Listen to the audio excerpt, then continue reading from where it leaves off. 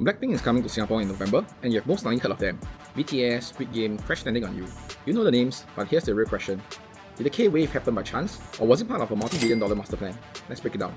Did K-pop take over the world by accident? Nope. It was a multi-billion-dollar master plan by the Korean government, and here's how they did it, and what Singapore can learn. Today, Korea isn't just making music, it's dominating dramas, fashion, comics, beauty, and even tourism. But this cultural wave, Hallyu, didn't happen overnight. It was built step by step. After the 1997 financial crisis, Korea needed a new growth engine, so the government did something bold.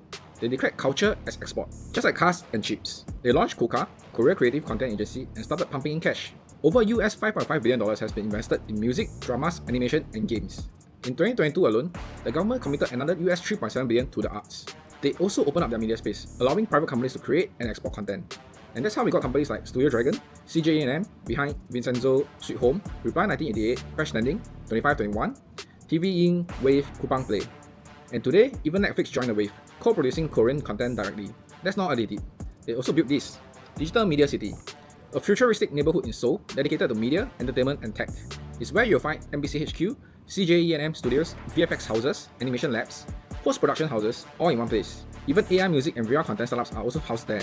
It's a full-blown ecosystem where tech meets art, and creativity becomes export-ready. The total investment? Over US $1.6 billion. And that's not all. Here's the genius part, webtoons. Korea took comics, make them mobile first, and built entire drama pipelines around them. Naver and Kakao Webtoon became global apps.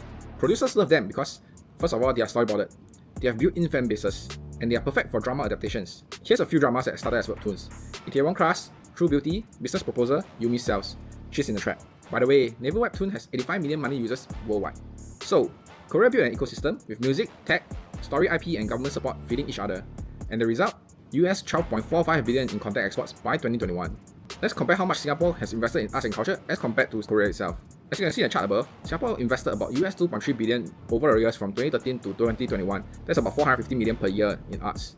While for South Korea, they spent about US $8.96 billion since 2000, and they have spent mostly in K-pop, film, TV, and cultural exports. Whereas for Singapore, we spend mostly on infrastructure, museums, and international events. While Singapore has made significant investments to establish itself as a regional arts hub through infrastructure and institutional support, South Korea has allocated larger funds to promote its cultural content globally, resulting in a substantial international presence. Both strategies reflect their respective national priorities and also have contributed to their cultural and economic landscapes. So, the next time you wonder, why isn't Singapore's art scenes like Korea's? Think again. It's not about blaming, but let's be real. Talent alone isn't enough. Having vision, support, and investment, that changes everything.